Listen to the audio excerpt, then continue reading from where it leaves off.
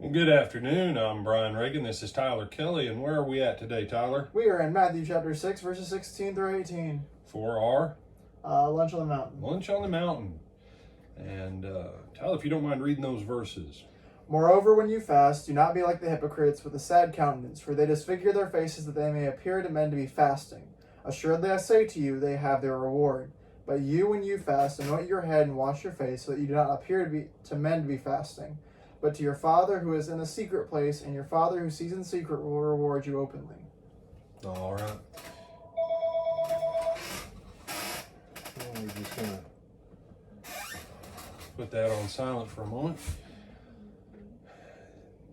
Fasting, how do you fast? That's the question that people frequently ask when we come across this passage and they are brought under conviction that they do need to fast. And what I would say to you is, first of all, listen to what Jesus says here. Wash your face and anoint your head. Now, maybe you use Brill Cream or Groom and Clean, or maybe use a coconut or olive oil or something like that on your hair. Maybe you don't use any kind of hair product. But if you're going to do a fast, anything 7 days or longer, to the men I would say go get yourself a fresh haircut. Get your beard trimmed and your mustache. Clean up how you look. Clean up how you look.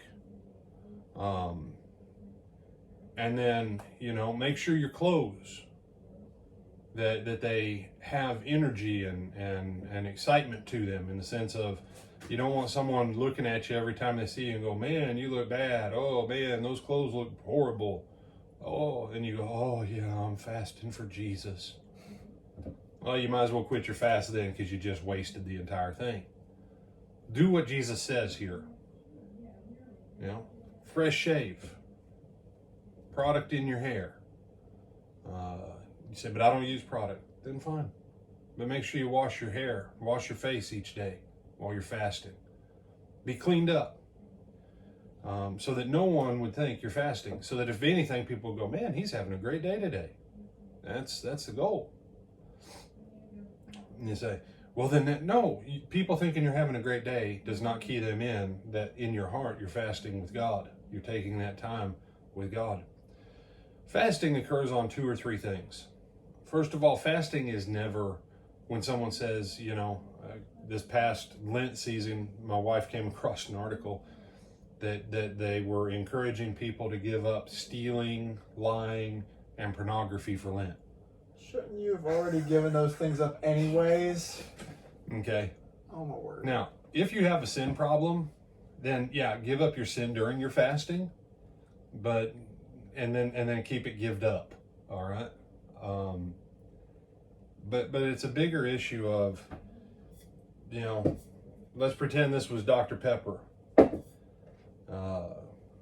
Maybe I've got a 3 bottles of Dr. Pepper habit a day. You say, well, that's not much, brother. You're right, it's not.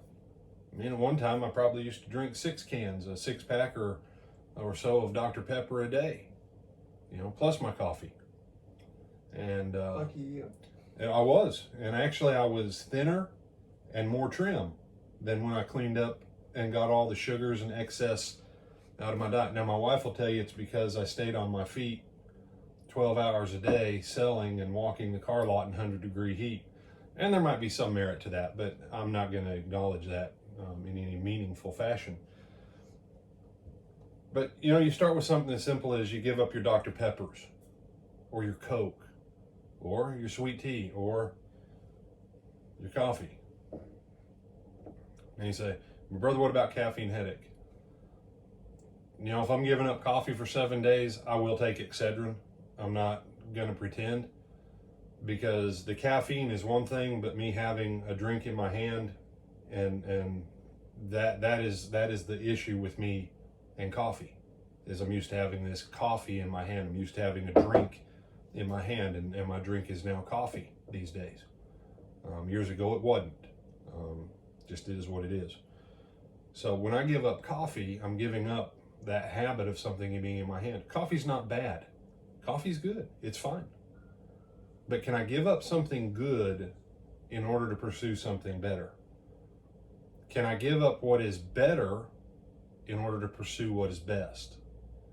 And that's where fasting starts. Some people go, well, I'm diabetic, I can't fast. Actually, the simple truth is, a lot of people who are diabetic, because their medicine gives them some leeway, some people still eat foods that they know they're not supposed to, that jack with their glycemic index. Maybe you need to give up that extra roll that you've been sneaking. Maybe you need to give up that bread on that ham sandwich that you take an extra pill, or you do one extra shot a day. Maybe.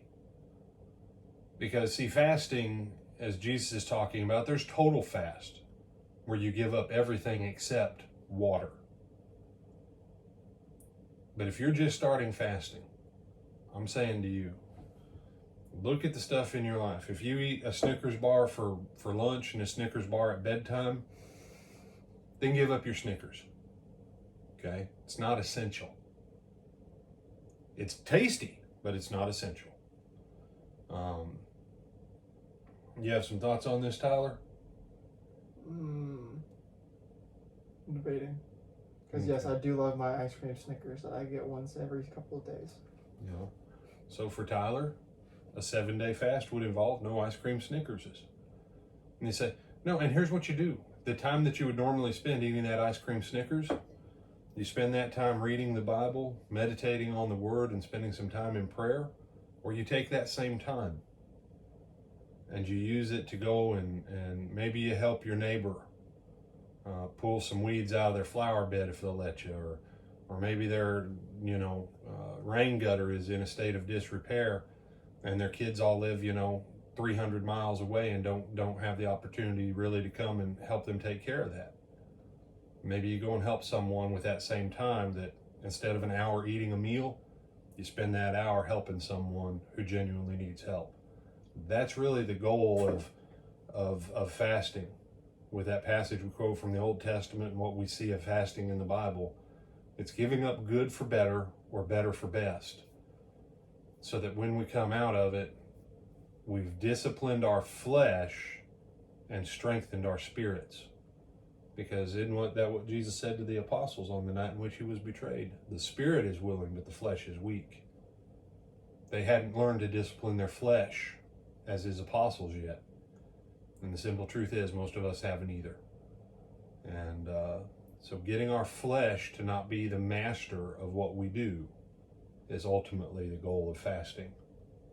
You say, because what's the corollary to that? If my flesh isn't my master, then now who am I placing as my master? There you go. Now you're finally listening to God when you should be. There we go. So I'm Brian Reagan. This is Tyler Kelly. And I hope this has been helpful to you on fasting. We might do some other series of teaching on fasting in a little bit more depth, but this is a good introduction for anybody. Have a blessed afternoon, and Lord willing, we'll see you back tonight at 7 o'clock for our Wednesday evening service. And it will be live streamed, but it will also be in person with appropriate social distancing. Yay! Happy Yay! day. Yay! People back in the building. Woohoo! More than just Sunday morning. More than just Sunday morning. And more than Yoda just cheering us on by himself. See you then, y'all.